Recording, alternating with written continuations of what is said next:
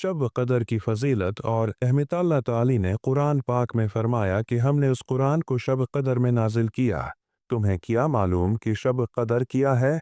शब कदर 1000 महीनों से बेहतर है। इस रात फरिश्ते नाजिल होते हैं और ये तुलुआ फजर तक रहती है। शब कदर के 3 मानी लफ्ज़ कदर अरबी ज़बान में कई मानी रखता है। पहला मतलब है कीमत, यानी कदर व मंजिलत। अल्लाह ताली फरमाता है, मैं तुम्हें बताऊं कि शब कदर की कीमत किया है, ये 1000 महीनों से बेहतर है, यानी इस एक रात की इबादत 82 से 83 साल की इबादत से भी ज़्यादा फजीलत रखती है। दूसरा मतलब है तंगी, यानी ज़मीन का तंग पड़ जाना।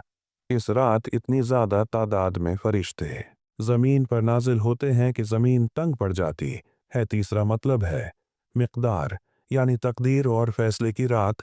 इस रात अल्लाह ताली बंदों के मक़दर के फ़ैसले फरमाता है और ये रात फजर तक सुरासर सलामती वाली होती है। शब कदर की तईन शब कदर किसी एक ख़ास रात में महदूद नहीं, बल्कि रमज़ान के आखिरी इशरे की ताक रातों, यानी 21वें, 30वें, 25वें, 27वें या 29वें रात में से कोई एक हो सकती है। लिहाजा हमें चाहिए कि इन 5 रातों में जाग कर इबादत करें और अल्लाह से अपने गुनाहों की माफ़ी मांगें। शब कदर की इबादत कहाँ करनी चाहिए? शब कदर में इबादत करने के लिए ज़रूरी नहीं कि मस्जिद में इज्तिमा किया जाए। हमारे नबी करीम सल्लल्लाहु अलैहि वसल्लम ने ज़्यादातर नफिल इबादत घर में अदा की। उसलिए बेहतर है कि हर शख्स अपने घर में अलहदा इबादत करे, अल्लाह के हुजूर गड़गड़ाए तौबे करे और दुआएं मांगे। लेकिन बाज़ लोग शब कदर को इज्तिमाई तौर पर मनाने लगते हैं, जिसमें बाज़ औक़ात गैर शरई काम और गैबत जैसे गुनाह भी शामिल हो जाते हैं, जो इबादत के सवाब को ज़ाय कर देते हैं।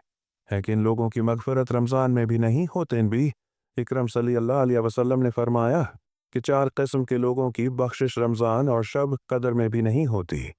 पहला शराबी जो हमेशा शराब नोशी करता हो, दूसरा वालिदीन का नाफरमान, तीसरा रिश्ता दारों से कता ताल्लुक़ करने वाला और चौथा वो शख्स जो दिल में बग़ज़ व कीना रखता हो। ये वो लोग हैं जिनके लिए रमज़ान की बाबरकत घड़ियाँ भी मग़फ़िरत का ज़रिया नहीं बनते जब तक कि वे इन गुनाहों से तौबा न कर लें। सूद की तबाह कारियाना अल्लाह ताली ने सूद को हराम करार दिया है, क्योंकि ये मईशत में अदम तवाज़ुन पैदा कर देता है और दौलत चंद लोगों के हाथ में महदूद हो जाती है, जबकि गरीब मज़ीद गरीब हो जाते हैं। अल्लाह ताली ने कुरान में सूदखोरों को सख्त वईद सुनाई है और यहाँ तक फरमाया कि जो लोग सूद नहीं छोड़ेंगे वो अल्लाह और उसके रसूल सल्लल्लाहु अलैहि वसल्लम के खिलाफ जंग के लिए तैयार हो जाएं। हलाल तिजारत के उसूल हज़रत अब्दुर्रहमान इब्न औफ रज़ियल्लाहु अन्हु, जो सहाबा में सबसे ज़्यादा मालदार थे, उनके तिजारत के 4 उसूल थे। पहला, कभी उधार खरीद व फ़रोख्त नहीं की। दूसरा, कभी माल ज़ख़ीरा नहीं किया। तीसरा, कभी किसी चीज़ का ऐब नहीं छुपाया। और चौथा, हमेशा दियानतदारी के साथ कारोबार किया। अगर हम भी उन उसूलों पर अमल करें तो हमारी तिजारत इबादत बन जाएगी और हमारे कारोबार में बेपनाह बरकत होगी। वालदीन के साथ हुस्न सलूक कुरान पाक में अल्लाह ताली ने अपने हुकूक के बाद वालदीन के साथ हुस्न सलूक करने का हुक्म दिया है। नबी करीम सल्लल्लाहु अलैहि वसल्लम ने फरमाया कि जो शख्स वालदीन को तकलीफ़ पहुँचाता है उस पर अल्लाह की लानत होती है और उसकी इबादत कबूल नहीं होती।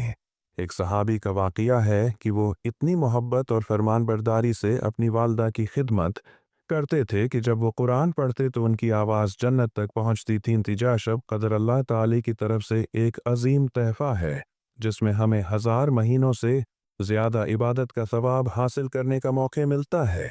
ये रात हमें अल्लाह से अपने गुनाहों की मग़फ़िरत मांगने, सच्ची तौबा करने, वालदीन की खिदमत करने और हलाल तरीक़े से ज़िंदगी गुजारने की याद दिलाती है।